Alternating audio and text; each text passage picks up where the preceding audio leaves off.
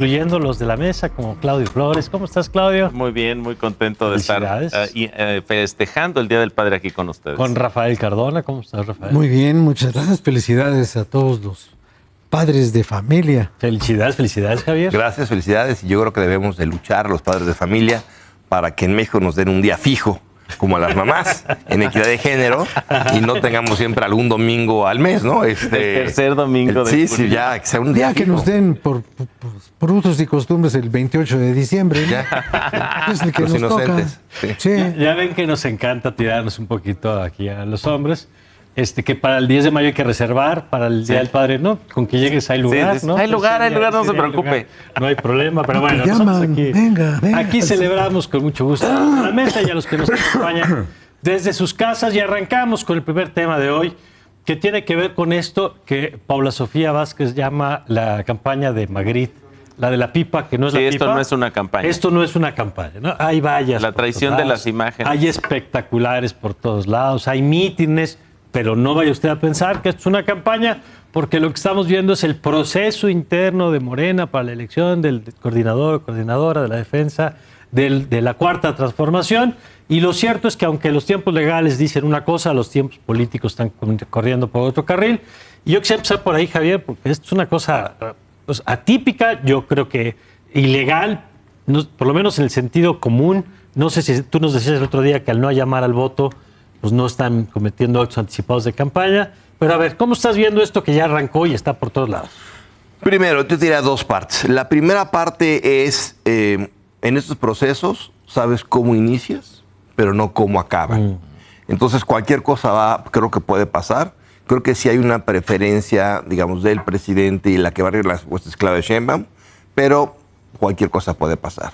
Y digo cualquier cosa puede pasar porque una de las corcholatas coladas, como ellos se pusieron, Manuel Velasco, al día de haberse inscrito, le soltaron una filtración gubernamental en la cual se le involucra con el lavado de dinero de 2.400 millones de pesos. Y esa información la tenía la Fiscalía General de la República. Entonces, ese tipo de cosas suceden en todas las campañas. Entonces, repito, sabes cómo arrancas, pero no cómo terminas. No cómo terminas. Y el otro tema es la campaña en sí. En teoría, dado que ellos son ya particulares, podrían decir hacer lo que quisieran, pero no lo son, ya por dos motivos. El primer motivo es que lo están haciendo a partir de una convocatoria partidista de Morena. Okay. Sí. Y el segundo es que ya están recibiendo dinero, 5 millones de pesos, también de Morena. Eso implica entonces que ya no es Claudio por su lado hablando en un medio, Claro, sino que es un candidato dentro de un proceso entre que es un formal. acto reglado partidista y entre que están recibiendo dinero, le mete reglas. Por eso el Estado de Gobernación no acepta los 5 millones, porque sabe que va a estar fiscalizado de rendir cuentas si recibe dinero público. Y la verdad, 5 millones para esas campañas no es nada, es una limosna, ¿no? Sí. Para lo que se están gastando, no les aguanta ni para 2 horas. Entonces, el INE sacó unas reglas el jueves y viernes como de medidas cautelares. No prohibió las campañas, pero les hizo una serie de reglas, sobre todo el tema del dinero, que tienen que rendir cuentas de cómo se usa por ahí. Si el INE es serio y fiscaliza lo que está pasando, esto va a ser un contrasentido. Porque hay muchísimo más dinero del que se está diciendo que va a haber. Oye, y la bronca que se va a generar es, y niégale el registro después a quien, si se diera el caso de que violaste montos, que violaste una serie de cosas, y luego llegan a inscribirse por ya eso el en INE unos meses como candidatos. Está tratando de meter unas reglas que medios puedan cumplir. Falta ver qué dice el tribunal. Y finalmente la oposición de mañana en 8, el 26, va a sacar sus reglas. Ya con esos criterios del INE, pues ya también pueden lanzar las suyas. Claro. Entonces tendremos campañas muy anticipadas, de hecho año y medio de cuando eso debería ser, por parte de Morena, PT, Verde, PRI, PAN y PRD. Okay. O sea, nos vamos a aburrir de campañas. A ver, Rafael. Pues mira, yo creo que hace unos días platiqué con un corcholato. Ajá. No voy a decir quién. Y entonces el corcholato estaba fascinado. Dice, por la habilidad que tiene el presidente de la República para disfrazar las cosas. Disfrazar. Él me recordaba y me decía, es que está pasando lo que pasó con Clara Brugada en Iztapalapa. El tribunal dijo que no podía participar. Cuando pone el famoso Juanito. Claro, pero no dijo que no la podían designar. Y para designarla era necesario que otro ganara, renunciara, y Marcelo Ebrard, en aquel tiempo jefe de gobierno, designara a una persona que en su era lugar. Clara Brugada, que era la que quería el presidente. Claro, ponen a Clara Brugada, obligan a renunciar a Juanito. Juanito ya no quiere renunciar, se la cree, y entonces Marcelo Ebrard lo saca por la fuerza. Ese es el mecanismo que permite rifar un avión sin avión, hacer una campaña sin campaña, decir en el exterior que este es un proceso interno. Pues si es interno, yo lo veo en la calle, claro. Entonces no está tan interno, yo lo veo muy externo.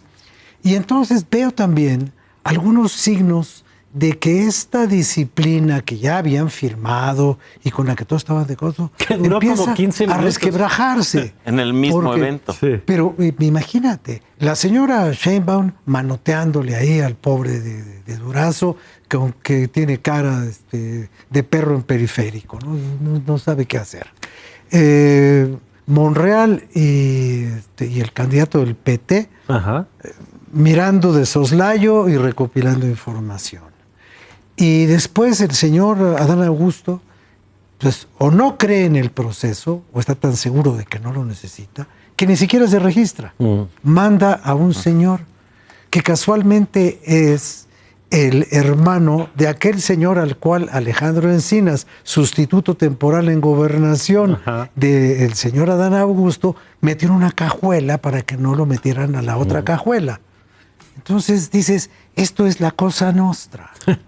A ver, Claudio. Pues 3 relatos de tapados y corcholatas que creo que estamos viendo claramente en este proceso. Primero, el protagonista no son las corcholatas, es el presidente de la República que impone figuras, reglas, tiempos, formas y hasta nomenclaturas. Qué bien le sale disfrazar las cosas, querido Rafael. López Obrador, entonces, como el gran elector, va a ser realmente el que va a tomar la decisión, y frente a él desfilan, y estamos viéndolo, sus herederos, aspirantes a sus herederos. Y lo interesante es que el destino de Morena, pareciera este relato, nos insisten, el destino de Morena depende de un solo hombre, que es el presidente López Obrador, e incluso le regala un adjetivo a Adán Augusto López esta semana, que es la de un hombre insustituible, ¿no? Lo cual ilustra la dependencia absoluta de todo el proceso de López Obrador. Segundo, las corcholatas juegan disciplinadamente el juego que impone el presidente, las corcholatas oficiales y las corcholatas coladas, Javier, que creo que ahí están todos jugando el juego que marca el presidente, y además nos muestran, diría yo, es el relato que emerge esta semana, que van a jugar con el cuchillo en los dientes, que no va a haber misericordia y que se van a jugar el todo por el todo en esa pelea por esa candidatura. Pero a mí me gustaría destacar el papel del árbitro. Me parece que es una novedad lo que estamos viendo esta semana. Incluyendo la fotografía. Incluyendo la fotografía con todas y todos los consejeros, con el presidente de la República. Ahí me parece la búsqueda de un nuevo relato, se busca una nueva relación entre el INE y el Poder Ejecutivo. Ojo, hay que recordar que es una relación que se descompuso, no solamente porque tuvieras un árbitro mostrando las tarjetas, sino también había, digamos, un jugador retando al árbitro y retando las juegas. Y ahora se descompuso. Y ahora se descompuso más. ¿Por qué? Porque en esta búsqueda de nueva relación del propio INE con el presidente pareciera que cruza por relajar el estándar respecto al cumplimiento de la ley. Un árbitro más permisivo necesariamente es un árbitro menos autónomo, eso es muy importante. Y en nombre de la foto y de nuestra nueva relación se permiten, por ejemplo, estos mecanismos pues anunciados por Morena para su propio proceso que violan la ley, pero se les cambia el nombre, se disfrazan de otra cosa. ¿Fraude a la ley se llama eso? Pues eso, y flexibilidad de la nueva presidenta del Consejo Ejecutivo del INE, Guadalupe Tadei, que parece que va a jugar como le indica el presidente. A ver, y decías tú hace rato el tema de la oposición. Porque este adelanto, este manejo de los tiempos, pues te coloca una carrera de 400 metros donde alguien salió antes de que sonara la pistola, ¿no? Y entonces obliga a la oposición a ver qué resuelve. Dices, el 26 van a tener más o menos reglas. ¿Cómo los ves? Yo los siento muy atorados en su método. Creo que Morena resolvió o por la vía del dedazo o por la vía de la encuesta o una combinación de esas dos cosas, pero ya resolvió cómo va a definir. En el lado de la oposición todavía no tienen claridad sobre eso. Bueno, en el lado de la oposición no tienen claridad y parte a partir de que no tienen figuras para competir. Luego tú, como el caso de Morena, haces en las reglas de selección un traje a la medida que quién quiere ser tu Acá candidato. no, sí. Aquí, pues como no tiene candidato, no tiene traje a la medida. No hay cliente, no hay nada más cliente, sastre, pues nada más claro. sastre, ¿no? Y de por sí creo que ha habido muchas reglas muy desfortunadas que han avanzado, como esta, digamos, intentona del PAN de Marco Cortés, Que de pedir nació- 1 millón de firmas al que fuera el candidato del PAN. O sea, ¿cómo? El PAN no tiene 1 millón Sí, ¿no? de adeptos, ni Tiene sumando a los 300,000, muertos. claro, sí. Entonces, yo lo que creo es que la oposición está en un problema. Creo que, sin embargo, tiene oportunidad. Tiene la oportunidad de hacer un proceso más interesante que el que ha hecho Morena. ¿Cómo lo puede hacer? Pues poniendo lo que Morena no puso. Morena vetó medios, aquí no hay que vetar medios. Ajá. Y Morena no tiene debates, pues que hagan debates. Claro. O sea, sí tienen oportunidades, habrá que ver si las aceptan o no. De acuerdo.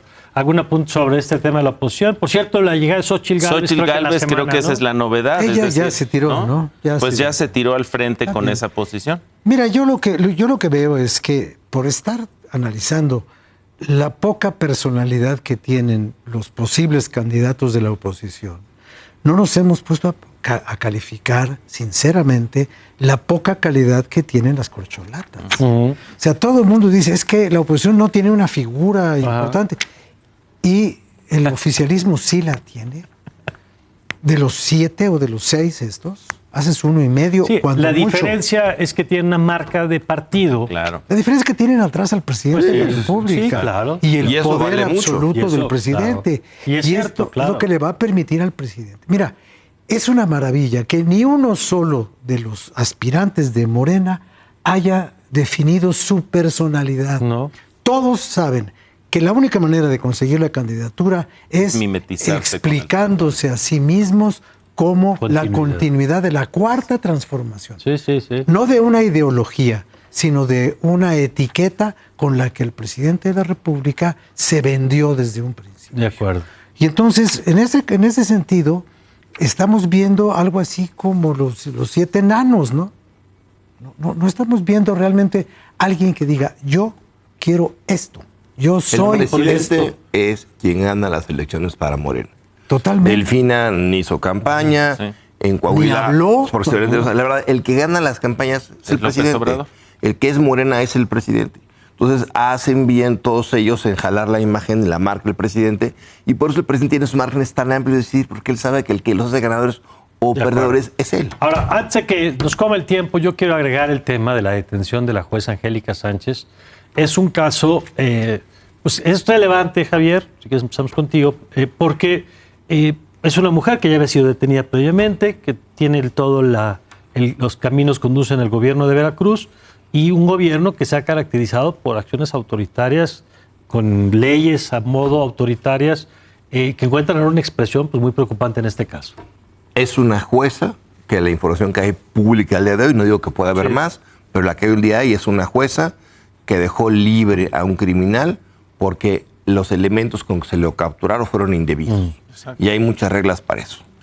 Se le hostigó, se le metió a la prisión, salió hasta que una jueza federal le dio un amparo, en el Senado se le reconoce, y después, ahora este fin de semana, el viernes, entiendo, se le vuelve a detener en la Ciudad de México por otro delito, que es presunto delito, y se le da una prisión preventiva, justificada, a ver lo que encuentro, de 1 año, así de esos tamaños. El gobierno de Veracruz ha tenido polémicas con todos los jueces habidos por haber, con la Suprema Corte, con la ley de ultrajes, que quería meter más de centenas de gentes en la cárcel por supuesto falsa la moral, y se lo tiró la Corte, y luego la revivió la ley. Problemas con el secretario técnico del Senado de la República, también con un tema inventado, que lo liberaron jueces federales. La manifestación de veracruzanos ante la Corte hace un par de semanas. Sí. Y ahora esto, de verdad sí, yo creo que sí es un gobernador muy autoritario, que no sabe cómo jugar el juego de equilibrio de poderes, pero también en este momento que la 4T y el presidente tiene un encono con el Poder Judicial Federal, está esto para Es funcional. extorsionar, intimidar a jueces locales y federales. Es un tema muy delicado. Habrá que ver cómo reacciona este tema el Poder Judicial Federal. Sí. ¿Por qué? Por el amparo a la jueza que se violó, supuestamente, pero también porque la defensa de la jueza la lleva el Instituto de la Defensoría Pública, que depende de la Suprema Corte. De acuerdo, Rafael. Pues mira, yo lo que creo es que esta conducta que tiene Cuitláhuac, que yo siempre he dicho que es el hombre que hace honor a su etimología, y no voy a decir cuál es la etimología, de Cuitláhuac. Ajá. Bueno, este señor está respaldado plenamente por la presidencia de la República. Y cuando el presidente de la República dice en alguna de sus conferencias que los jueces sueltan a los delincuentes, le está dictando un guión a quien lo quiera seguir.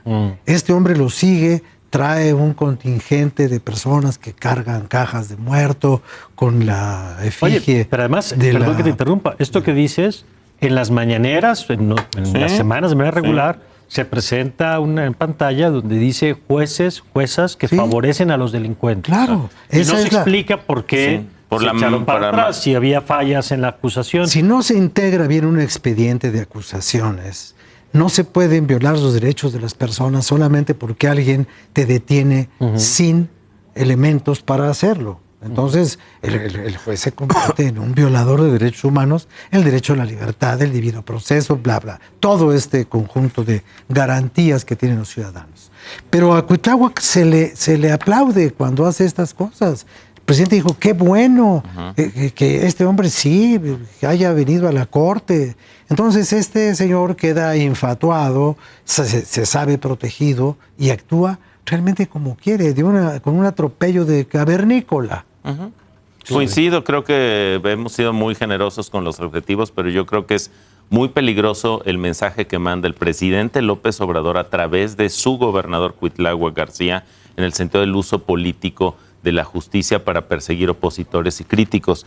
El caso de la jueza Angélica Sánchez pues hace evidente un choque macro, un choque nacional entre el poder ejecutivo y el poder judicial. Sin embargo, el gobernador parece habérselo tomado a pecho. Digo, revisamos la cifra, más de 1,000 personas en Veracruz pues están en la cárcel por este tipo de delitos, y los voy a entrecomillar, de faltas a la moral, de ataques a la moral o a la figura del gobernador.